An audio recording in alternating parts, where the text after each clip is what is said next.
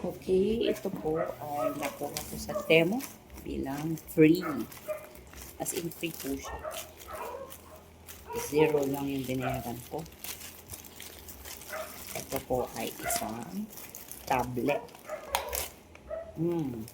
Unang masasabi ko, hindi siya secured. Wala siyang kahit ano man nakalagay na fragile.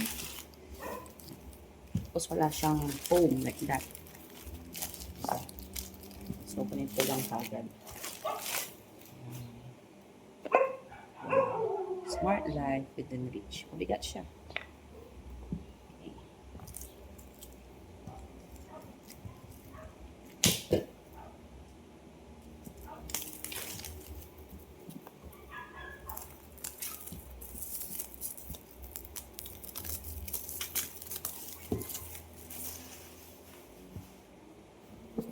Okay.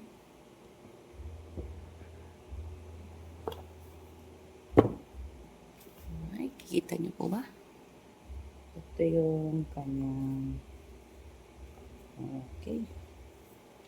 So, ito yung tablet mismo. Oh, nakadikit na siya kaagad sa kanyang case. Ito yung free case niya. Yung tablet. Okay. So, 10.1 IPS.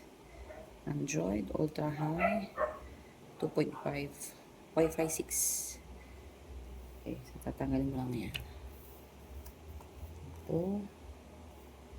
Ang kanyang pangalan ay Smart CN Limited. Okay, made in China, syempre. Ito yung ibang accessories niya. Kompleto kasi ito. So, meron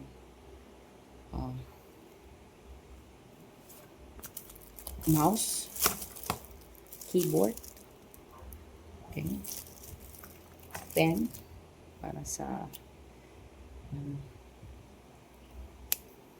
pag-scroll, and syempre charger, although walang no, yung ulo niya ano lang siya, wire lang, and then manual guide, user guide, yun.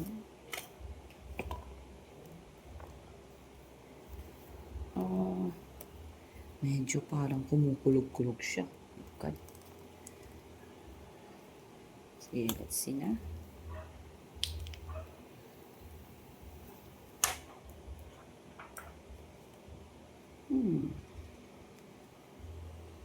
Ito. Tingnan natin gaano kabilis. Tablet PC.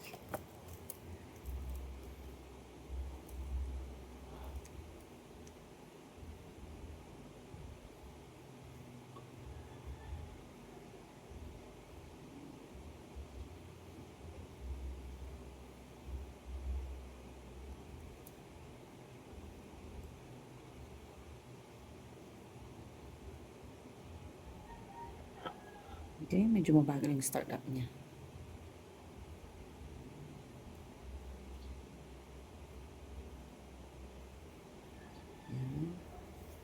Okay, so update na lang ako kung maganda ba to, pero at least tablet siya talaga. Libre lang, nakuha ko sa Temo.